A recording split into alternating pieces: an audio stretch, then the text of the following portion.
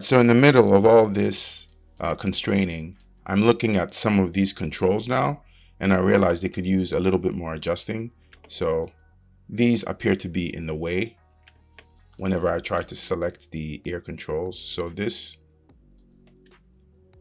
IKFK controller, I'm going to move all the way out here. And I'm going to mirror my changes over. And then the other control, which I was not particularly liking, is the head FK control, which doesn't feel too intuitive. I feel like it should be a lot lower. So I'm going to grab it, go into the component mode, and bring it down to about there. I think this is a good spot for the head control. I have to make sure it just doesn't get in the way of any facial controls. So I'm also going to rotate it a bit like that so that we can see her facial controls. All right, so when it comes to cutting these clothing, I'm going to use a slightly different approach because they are mostly asymmetrical as far as their topology is concerned. And I have to make some divisions that match the underlying proxies of the body, just so that I can get some consistent behavior from the proxy that better matches what the body is doing underneath. So what I mean by that is, if I was to take this jacket, for instance, I want to cut it exactly at where I have my cut over here. So let me go to the front view. So I would grab this, and I think I could turn on symmetry for this. So I'll turn on symmetry, and I'll go to the modeling tool set, and I'll use the multi-cut tool, which now operates like the split polygon tool. So if I select the multi-cut tool, first let me make sure the jacket is selected because I don't want to cut this mesh. So I go multi-cut, and I can draw a line from here to there, and that should cut the geometry right there.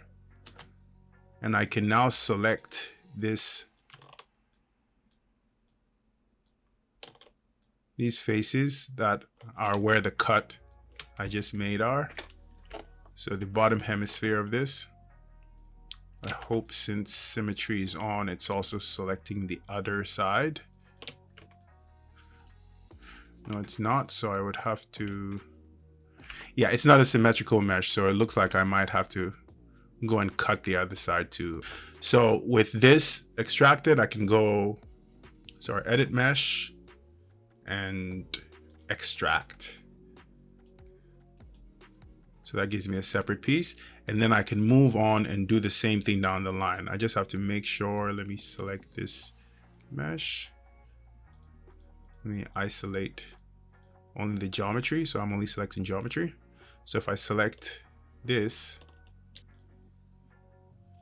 yeah, I might have made a slight mistake with what I just cut. Looks like it's left some pieces behind. So I can take those pieces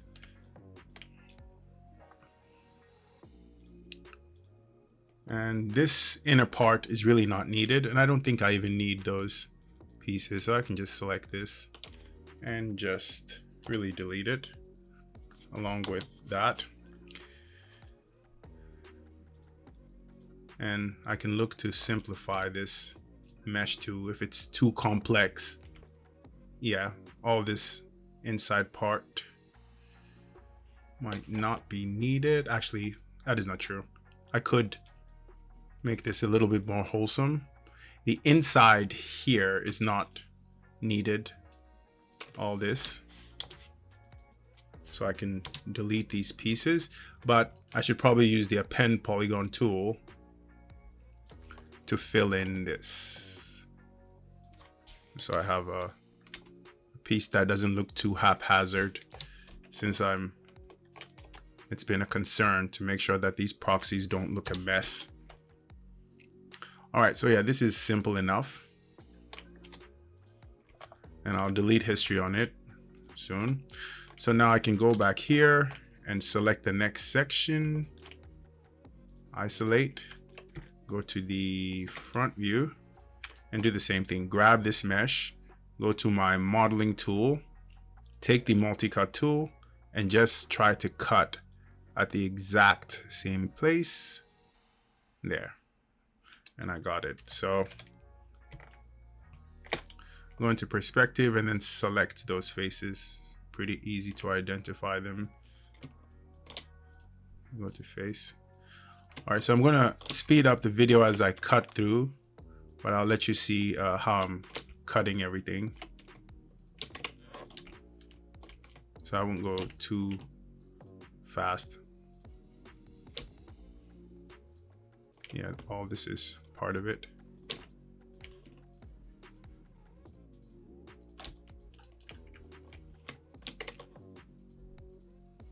And I can also use this tool. This tool is a little bit easier to just get these faces selected.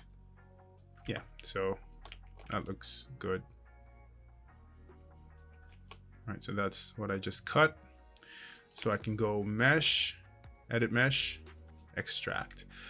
So these are 2 pieces so far,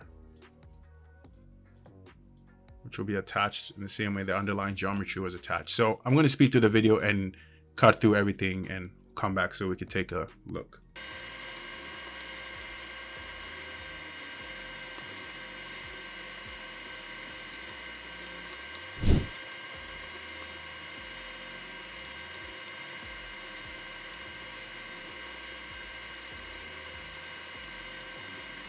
Because I only need the outer shell, I'm going to delete the inside shell by just selecting these faces.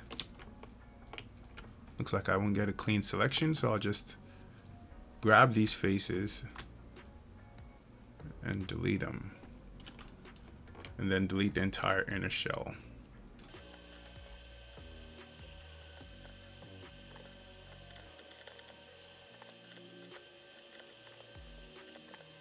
So now that I have the inner shell, just gonna grab it by double clicking on it and just deleting it because it's really not needed.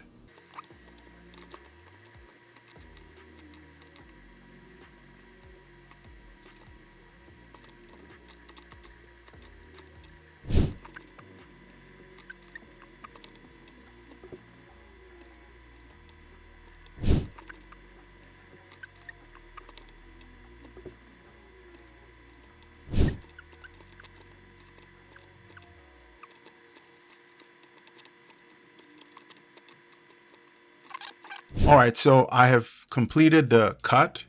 You probably saw that a lot of them weren't perfect. I was able to use the multi-cut tool on simpler ones, like the sneakers, to just cut right across.